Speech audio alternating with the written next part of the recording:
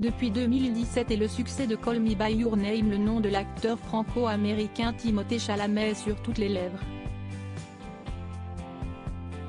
Mais sa sœur est également dans le métier.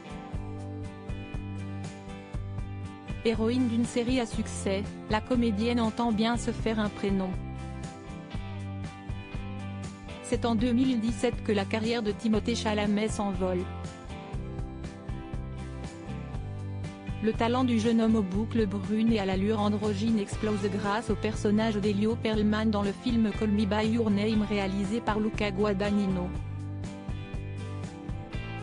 Après avoir enchaîné les rôles mineurs pendant 4 ans, s'y est finalement dans ce long métrage, et aux côtés de Armie Hammer, que le talent de l'ex-compagnon de Lily Rose Depp est révélé au grand public. Le comédien reçoit pour son rôle une nomination au Golden Globe du meilleur acteur dans un film dramatique en 2018, suivi d'une nomination pour l'Oscar du meilleur acteur.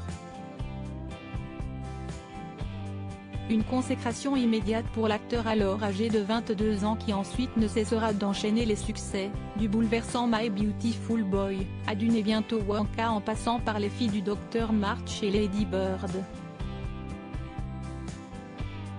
Un démarrage en fanfare qui fait la fierté de sa mère, Nicole Flender, une agent immobilier star aux États-Unis, qui tente à elle, de faire chemin à Broadway puis dans la Mecque du cinéma.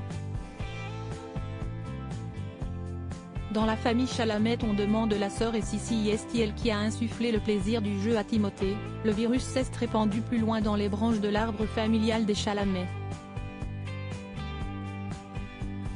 Car Pauline, la sœur aînée du comédien, est également actrice. Cette dernière a d'ailleurs décroché l'un des rôles principaux d'une série qui connaît un très vif succès. Elle est en effet l'une des héroïnes depuis 2021 de The Sex Lives of College Girls, dont la 2e saison est disponible sur Prime Video. L'actrice de 31 ans y incarne l'ingénue Kimberly Finkel. Une adolescente de 18 printemps. Avec ce rôle Pauline Chalamet se trouve enfin sous la lumière des projecteurs. Pourtant, comme son frère, la comédienne a commencé sa carrière, il y a bien longtemps. Sa première apparition date en effet de 1999, dans On ne vit qu'une fois.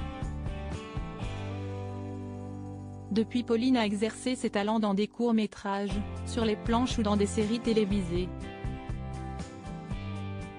Sa double nationalité et son bilinguisme, lui ont permis d'apparaître indifféremment dans des productions américaines et françaises, ces dernières années.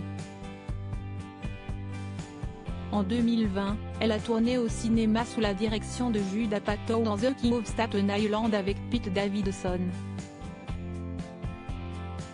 Elle sera très prochainement dans le film What Doesn't Float de Luca Balzé qui est actuellement en post-production.